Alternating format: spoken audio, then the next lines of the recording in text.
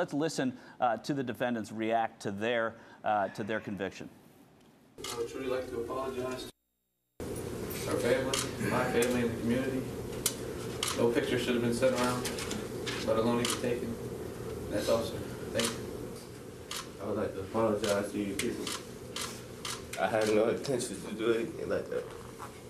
I'm sorry to put you guys through this. That is not. I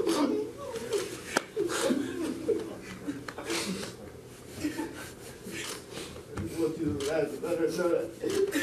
I'm sorry I didn't want to.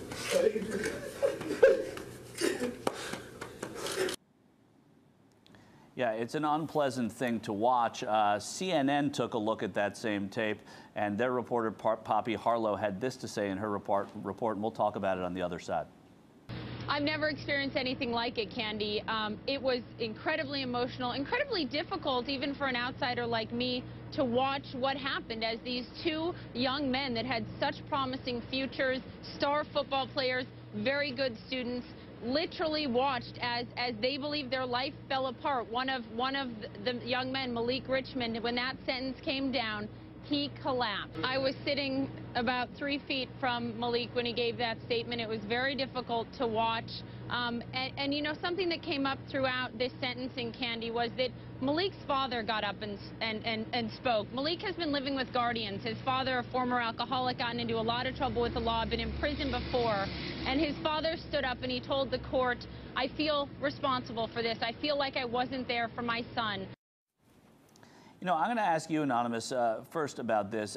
You know, it turned a lot of people's stomachs to hear sympathy for the defendants in this case when they weren't, in that report, at least even mentioning the victim of the crime originally. But it goes back to what you were saying before about youth and this father saying, I did wrong by my child. To him, that was still a son. That was, you know, and I'm paraphrasing there, that's his son.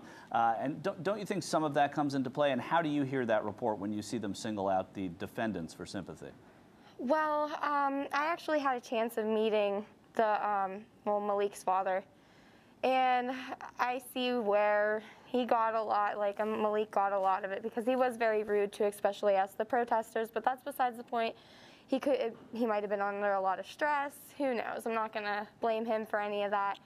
But with CNN giving them sympathy, it's too late, you know. This isn't about them. They were charged, they're rapists, that's that. Talk about the victim. The victim has to live with this for the rest of their lives. I mean, the rapist, you can't even say accused rapists anymore because they are what they are now. They made their bed. They should have thought about this months ago before this even happened. They brought it upon themselves. I don't show sympathy for them. I show sympathy for Jane Doe. She has to deal with this for the rest of her life, and she has a long road ahead of her of healing. Focus on her. Quit focusing on these boys that damage this poor girl's life and reputation. It's just not right. In response, with the same sympathies as you have right there, they've gotten to change.org. There's a petition right now that already has 70,000 signatures demanding that CNN apologize for that coverage for not being sympathetic enough. 70,000 signatures already, which is important. Hi, this is Cenk Uygur. To see more of the Young Turks, go to current.com/getcurrent to make sure you get Current TV.